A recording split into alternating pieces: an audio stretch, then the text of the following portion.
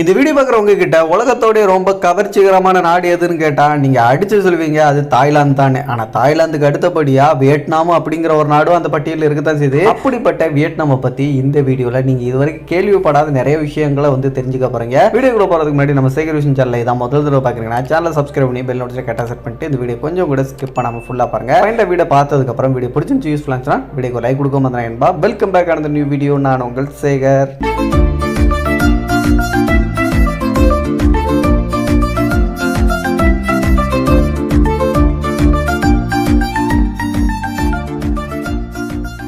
முதல் விஷயம் வியட்நாமை பற்றி சொல்லணும் அப்படின்னா, வியட்நாமில் வாழக்கூடிய பெண்கள் மிகவும் இலகிய மனசோடியவங்க. அது மட்டும் இல்லாமல் மன உறுதியோடு இருக்கக்கூடிய பெண்கள் அப்படின்னு சொல்கிறாங்க.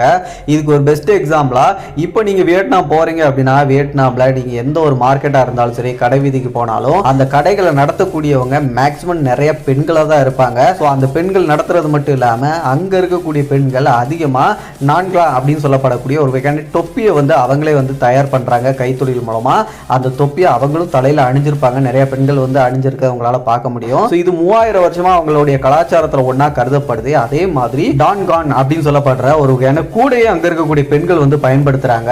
இதுவும் அவங்க கலாச்சாரத்துல ஒன்னா இப்ப வரைக்கும் பார்க்கப்படுது. அடுத்ததா இரவு நேர வாழ்க்கை. பொதுவாகவே நம்மள பல பேர் நினைச்சிட்டு இருக்கிறது நம்ம இந்தியாவில் இருக்கக்கூடிய கோவாவா இருக்கட்டும், அதுக்கப்புறம் தாய்லாந்தா இருக்கட்டும், இந்த மாதிரி இடங்கள் தான் இரவு வாழ்க்கைக்கு ஒரு சிறந்த ஒரு இடம், நிறைய என்ஜாய் பண்ணலாம் அப்படின்லாம் நினைச்சிட்டு இருக்கோம். பட் வியட்நாம் நாட்டில் இருக்கக்கூடிய சில நகரங்கள் பாத்தீங்கன்னா இரவு நேர வாழ்க்கைக்கு ஒரு சிறந்த ஒரு இடமா இருக்கு.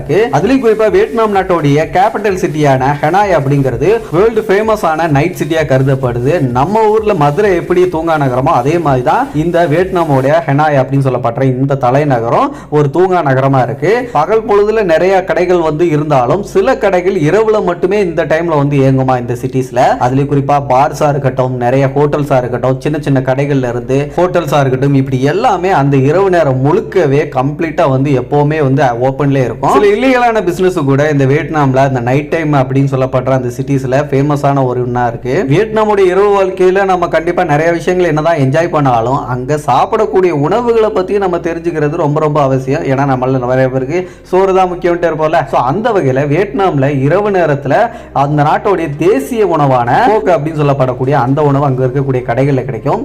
அது அந்த டைம் நைட் டைம் மட்டும் தான் சாப்பிட்டாதான் ரொம்ப டேஸ்டா இருக்கும் அப்படின்னு சொல்லிட்டு வியட்நாம்ல இருக்கக்கூடிய மக்களும் சொல்றாங்க. அந்த ஒரு உணவை தாண்டி இன்னும் நிறைய கிரில் சிக்கன் மாதிரியான சில உணவுகள் அங்க இருக்கக்கூடிய கடைகள்ல கிடைக்கும். அப்படி அங்க கிடைக்கக்கூடிய உணவுகள்ல நிறைய உணவுகள்ல பாத்தீங்கன்னா மூலிகை பொருட்கள்லாம் சேர்த்து அறுசுவை உணவா நிறைய தருவாங்களாம். அதுல புதினா, மல்லி இலை, துளசி இந்த மாதிரியான பொருட்களை அந்த உணவுல சேர்த்து விற்பனையும் பண்றாங்க. இதன் மூலமா நல்ல ஒரு அறுசுவை உணவாகவும் அதே நேரத்தில் உடலுக்கு நல்ல ஒரு சக்தியை கொடுக்கக்கூடிய அளவுக்கு ஒரு மூலிகை பொருட்கள் சேர்த்த ஒரு உணவை நம்மளால அங்க டேஸ்ட் பண்ண முடியும். வியட்நாமுடைய உணவு பழக்கத்துல ஒரு வியர்டான ஒரு விஷயம் என்னன்னா, பார்த்த உடனே நாக்குல எச்சி ஊறுற அளவுக்கு நிறைய உணவுகள் என்னதான் கிடைச்சாலும் சில இடங்கள்ல குறிப்பா எலிக்கறியா இருக்கட்டும், நாய்க்கறியா இருக்கட்டும், இந்த மாதிரி உணவுகளும் வியட்நாம்ல ரொம்ப ஃபேமஸான உணவா இருக்கு. நைட் டைம்ல மட்டும் தான் இந்த நாடு இவ்வளவு ஃபேமஸா இந்த மாதிரி விஷயங்கள்லாம் இருக்குமான்னு கேட்டீங்கன்னா, இதை தாண்டி இன்னும் நிறைய விஷயங்கள் பகல் நேரத்துல பார்த்து ரசிக்கிறது இருக்கு. அங்க இருக்கக்கூடிய வயல்வெளிகளா இருக்கட்டும், நிறைய இயற்கையான இடங்களும் இருக்கு. அதுல ஒண்ணுதான் யுனெஸ்கோவால் அங்கீகரிக்கப்பட்ட ஒரு போலாங் பே அப்படின்னு சொல்லப்படுற ஒரு சுற்றுலா தலமும் நம்ம வியட்நாம்ல தான் இருக்கு. இந்த இடத்துல சுண்ணாம்பு பாறைகளால் ஆன தீவுகள் அப்படின்னு சொல்லப்படக்கூடிய நிறைய தீவுகள் இருக்கு. அந்த தீவுகளுக்கு நடுவில் இருக்கக்கூடிய அந்த தண்ணீர் அப்படிங்கிறதும் பார்க்கறதுக்கு ரொம்ப அழகா இருக்கும். அதை சுத்தி பார்க்கறதுக்கு நிறைய டூரிஸ்டர்ஸ் ஒவ்வொரு வருஷமும் வந்துகிட்டு இருக்காங்க. நெக்ஸ்ட் கோல்டன் பிரிட்ஜ் சொல்லப்படக்கூடிய ஒரு பாலம் அப்படிங்கிறது வியட்நாம்ல இருக்கு. இந்த பாலத்தோட சிறப்பு என்னன்னா, ஒரு கை மூலமா ஒரு பாலத்தை தாங்கி பிடிச்சிட்டு இருக்கிற மாதிரியான ஒரு ஸ்ட்ரக்சரை அங்க உருவாக்கி இருப்பாங்க. இந்த இடத்துல இருந்து மட்டும் நீங்க ஒரு வாட்டி ஒரு போட்டோ எடுத்துட்டு உங்க வீட்டுல காமிச்சீங்கன்னு வச்சுக்கோங்களேன், இது இந்த மாதிரி இடம்லாம் நம்ம பூமியில இருக்கிறதுக்கு வாய்ப்பே இல்லை, இது ஃபேக்கா தான் இருக்கும், நீ போட்டோ எடிட் பண்ணிருக்க அப்படின்லாம் உங்களை சொல்லி கலாய்க்க ஆரம்பிச்சிருவாங்க. பட் ஆனா இந்த மாதிரி ஒரு ரியலான ஒரு இடம் வியட்நாம்ல இருக்கு. அண்ட் ஃபாங் நெகோ ஃபாங் அப்படின்னு சொல்லப்படக்கூடிய ஒரு இன்டர்நேஷனல் பார்க் அப்படிங்கிறது இந்த நாட்டில் இருக்கு. இந்த பார்க்ல போயிட்டு நீங்க ஏகப்பட்ட இயற்கையா உருவான குகைகளை பார்த்து ரசிக்க முடியும். அந்த குகைக்குள்ள உங்களால டிராவல் பண்ணி போட் மூலமாவும் போக முடியும். அந்த போட் மூலமா போய் பார்க்கும் போது அந்த குகையை உங்களை நிறைய பிரமிப்பிலையும் ஆச்சரியத்திலையும் ஆழ்த்தும். தமிழ்நாட்டுக்கும் வியட்நாமுக்கும் சில ஒற்றுமைகள் இருக்கத்தான் செய்யுது. அந்த ஒற்றுமைகள்ல முதல்ல இருக்கக்கூடியது, நம்ம நாட்டிலாம் ஒரு காலகட்டத்தில் வெத்தலை பாக்கு போடுறவங்க அதிகமா இருந்தாங்க. இன்னைக்கு இருக்க ஜென்ரேஷன் வெத்தலை பாக்கு அப்படிங்கிற பழக்கத்துல ஒண்ணு போடவே மாட்டாங்க. அதே மாதிரி தான் வியட்நாம்லயும் அங்க இருக்கக்கூடிய வயசானவங்க பெரியவங்க எல்லாருக்கும் வெத்தலை பாக்கு போடுற பழக்கம் இருக்கு. அதுவும் நம்ம ஊர் கலாச்சாரப்படி வெத்தலை பாக்குல சுண்ணாம்பு வச்சு போடுவோம்ல, அதே மாதிரி தான் அங்க சுண்ணாம்பு வச்சு வெத்தலை பாக்கு போடுவாங்க. ஏதாச்சும் அங்க ஃபங்க்ஷன் நடந்தாலும் அந்த வீட்டுல இருந்து வெத்தலை பாக்கு போடுற பழக்கம் அவங்களுக்கு இருக்கு. ஆனா அடுத்த ஜெனரேஷன் உள்ளவங்க அந்த வெத்தலை பாக்கு போடுற பழக்கத்தை அப்படியே வந்து விட்டுட்டாங்க. அதுக்கு பதிலாக அங்க இருக்கக்கூடிய இப்ப இருக்கக்கூடிய ஜெனரேஷன் உள்ளவங்க எல்லாருமே வேற ஒரு பழக்கத்துக்கு அடிக்ட் ஆயிருக்கிறாங்க. அது துவாக்குளோ அப்படின்னு சொல்லப்படுற ஒரு புகையிலைக்கு வந்து அடிக்ட் ஆயிருக்காங்க. இந்த புகையிலைய மூங்கில் மரத்துக்குள்ள போட்டு பத்த வச்சு அந்த புகையை உறிஞ்சி அவங்க வந்து போதை ஆகிடுறாங்க. இது அங்க இருக்கக்கூடிய இப்ப இருக்கக்கூடிய ஜெனரேஷன் எல்லாருமே அதிகமா அடிக்ட் ஆகக்கூடிய ஒன்னா இருந்துட்டு இருக்கு. ரெண்டாவது நம்ம நாட்டுக்கும் வியட்நாமுக்கு இருக்கக்கூடிய ஒற்றுமை என்னன்னா, நம்ம நாட்டுல எப்படி நம்ம டிராபிக்ல எல்லாம் காருக்கு இடையில எல்லாம் பூந்து பூந்து வண்டியை ஓட்டிட்டு போவோமோ, அதே மாதிரி தான் வியட்நாம்ல இருக்கக்கூடிய மக்களும் டிராபிக் ரூல்ஸை பெருசா மதிக்கிறதே கிடையாது. சிக்னல்ல நிக்காம இருக்கிறது, அதுக்கப்புறம் பிளாட்பாரத்துல வண்டியை ஓட்டுறது, இந்த மாதிரியான விஷயங்களை வியட்நாம்ல இருக்கக்கூடியவங்க நிறைய பண்ணிட்டு இருக்காங்க. கூடவே நம்ம நாட்டுல எல்லாம் பிளாட்பாரம் அப்படிங்கிறது நடக்கிறதுக்காக தான் போடப்படக்கூடிய ஒண்ணு. எல்லா நாட்டிலயும் அப்படித்தான். அப்படி இருக்கக்கூடிய பிளாட்பாரத்துல எப்படி நம்ம சின்ன சின்ன கடையை போட்டு மக்கள் நடக்கிற இடத்துல அந்த டிஸ்டர்பன்ஸை ஏற்படுத்திட்டு இருக்கோமோ, அதே மாதிரியான விஷயங்கள் வியட்நாம்லயே நடக்குது. கடையை போட்டு டிஸ்டர்பன்ஸ் பண்ற அந்த அட்ராசிட்டியோட மட்டும் முடியல, அந்த பிளாட்பாரம் தான் நிறைய பேரோட வீடாவும் இருக்கு வியட்நாம்ல. என்னதான் இந்த மாதிரி நடக்கிற இடத்துல கடையை போட்டும் பட்டறையை போட்டு டிஸ்டர்பன்ஸ் பண்ணாலும் அங்க இருக்கக்கூடிய மக்கள் பெருசா இதை கண்டுக்கிறதே இல்லையா. காரணம் அதுக்கு அவங்க பழகி போயிட்டாங்க அப்படின்னு சொல்றாங்க. இதுக்கப்புறமா பண்டிகை. வியட்நாம்ல பொதுவா நிறைய பண்டிகைகள் இருக்கு. நம்ம நாட்டுல எப்படி இருக்கோ அந்த மாதிரி தான் வருடம் முழுக்க ஏகப்பட்ட பண்டிகைகள் அவங்க கொண்டாடிட்டு இருக்காங்க. அதுல குறிப்பா சொல்ல போனா வசந்த காலம் வரும்போது அந்த நாட்டோடைய புத்தாண்டு அப்படிங்கிறது கொண்டாடப்படுது. இந்த சமயத்துல நாட்டுல இருக்கக்கூடிய நிறைய வீடுகள்ல சிவப்பு மற்றும் கோல்டன் கலர்ல எல்லாம் வீட்டுல எல்லாம் பெயிண்ட் அடிச்சு அந்த பண்டிகையை ரொம்ப சிறப்பா கொண்டாடுவாங்க. இந்த கோல்டன் கலர்லயும் அதே நேரத்தில் சோப்பு கலர்லயும் பெயிண்ட் அடிக்கிறதுக்கு காரணம் அது செல்வத்தை குறிக்கும் அப்படின்னும் செல்வத்தை பெருக்கும் அப்படின்னு வியட்நாம்ல இருக்க மக்கள் ரொம்பவே நம்புறாங்க.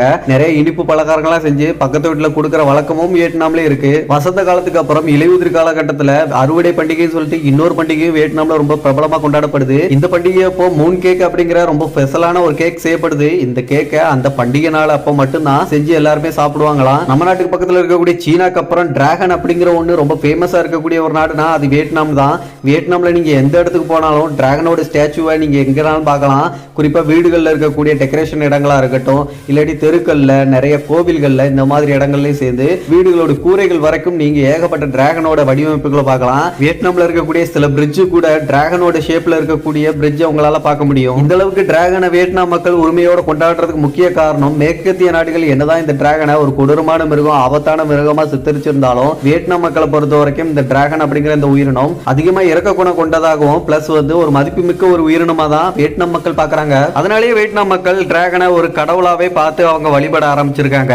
இதை விட ஒரு வியடான விஷயங்கள் அப்படின்னு சொல்லிட்டு எடுத்துக்கிட்டா இந்த வியட்நாம்ல குடிப்பழக்கம் உள்ள மனிதர்கள் அதிகமா இருக்கத்தான் செய்யறாங்க நம்ம நாடு மாதிரியே. அதுலயும் ஈவினிங் டைம் தான் நாட்டில் இருக்கக்கூடிய பெரும்பாலான பேர் வந்து ட்ரிங்க்ஸ் பண்ணக்கூடிய ஒரு நேரமா இருக்குது. இந்த நாட்டில் மட்டும் கிடைக்கக்கூடிய ஒரு விசித்திரமான ஒரு ஒயினா அங்க இருக்கவங்க ரொம்ப ஃபேமஸா வாங்கி குடிக்கக்கூடிய ஒரு ஒயினா இருக்கு. அப்படி என்னடா ரொம்ப ஃபேமஸான விசித்திரமான ஒரு ஒயின் கேக்குறீங்களா? அந்த நாட்டில் கிடைக்கக்கூடிய ஒயின்களை நீங்க கண்ணால பாத்தீங்கன்னா உங்களுக்கு வாந்தி வருதோ இல்லையோ கண்டிப்பா பயம் அப்படிங்கிறது வரும். ஏன் அப்படி பாத்தீங்கன்னா அந்த ஒயின் பாட்டிலுக்குள்ள இருக்கிறது ஒரு செத்து போன பாம்பை வச்சிருப்பாங்க. அந்த செத்து போன பாம்பை அதுக்குள்ள ஒயினை ஊத்தி அந்த பாட்டில வந்து அந்த பாம்பை பதப்படுத்தி வச்சு அதுக்கப்புறம் அந்த ஒயினை வந்து யாருக்கு குடிக்க கொடுக்கணுமோ அவங்களுக்கு கொடுப்பாங்க. இந்த ஒயின் அப்படிங்கிறது இந்த வியட்நாம்ல ரொம்ப ஃபேமஸான ஒரு ஒயினா இருக்கு. நிறைய பேர் அதை வாங்கி குடிக்கிறதுக்கும் விருப்பப்படதான் செய்யறாங்க. இதுக்கப்புறமா வியட்நாம்ல இருக்கக்கூடிய மக்கள் அதிகமா விரும்பி சாப்பிடக்கூடிய உணவுகள்ல ஒண்ணு குரங்கோட மூளை. நம்ம நாட்டுல எல்லாம் குரங்கு சுத்தம் அப்படின்னாலே நம்மளை தூக்கிட்டு போய் உள்ள வச்சிருவாங்க. ஆனா இந்த நாட்டுல குரங்கோட மூளையே குடஞ்சு எடுத்து அதை உணவா எடுத்து இவங்க சாப்பிடுறாங்க. வியட்நாம் நீங்க சுத்தி பார்க்க போனீங்கன்னா ஏகப்பட்ட இடத்துல டிராகனோட சிலையை பார்க்கலாம். அந்த டிராகன் சிலைக்கு போட்டியா இன்னொரு உயிரினத்தோட சிலையும் அங்க உங்களால பார்க்க முடியும். அது வேற ஒண்ணு இல்ல, ஆமை தான். அந்த ஆமைகளோட சிலையை நிறைய வீடுகளோட வாசல்ல பாத்தீங்கன்னா குட்டி குட்டியா பார்க்கலாம். அதுக்கப்புறம் சில கோவில்கள்ல, அதுக்கப்புறம் ஒரு சில ரோடுகள்ல, பாலங்கள்ல இந்த மாதிரி இடங்கள்ல பார்க்க முடியும். எதுக்கு இந்த மாதிரி ஆமைகளோட சிலையை அவங்க வச்சிருக்காங்க அப்படின்னா வியட்நாம் மக்களை பொறுத்த வரைக்கும் இந்த ஆமைகள் அப்படிங்கிறது ஒரு லக்கி சாமா அவங்க கருதுறாங்க. சோ அதனாலதான் இந்த மாதிரி டிராகனோட சிலைக்கு இடையா அந்த ஆமையோட சிலை இருக்கு. ஃபைனலா இந்த வீடியோட எண்டுக்கு இப்ப நம்ம வந்துட்டோம். இந்த வீடியோல தெரிஞ்சுக்கிட்ட வியட்நாம் பத்தின தகவல்கள்ல எது உங்களை ஆச்சரியப்படுத்துச்சு அப்படிங்கறத மறக்காம கமெண்ட்ல சொல்லிருங்க, நானும் தெரிஞ்சுக்கிறேன். அண்ட் மற்ற வீடியோஸ் பார்க்கணும் மேல ஐக்கான் லிங்க் கொடுத்துருக்கேன், செக் பண்ணிக்கோங்க. இதே மாதிரியான தொடர்ந்து நல்ல நல்ல இன்ஃபர்மேஷனை தெரிஞ்சுக்கிறதுக்கு நம்ம சேகர் விஷன் சேனலை இன்னும் கூட சப்ஸ்கிரைப் பண்ணா ஜஸ்ட் சப்ஸ்கிரைப் பண்ணி பெல் நோட்டிஃபிகேஷன் அட்டாச் பண்ணிட்டு டெய்லி வரக்கூடிய வீடியோஸ் எல்லாத்தையும் மிஸ் பண்ணாம பாருங்க. அடுத்து ஒரு நல்ல தகவலோட நான் உங்களை சந்திக்கும் வரை நான் உங்கள் சேகர். Bye bye.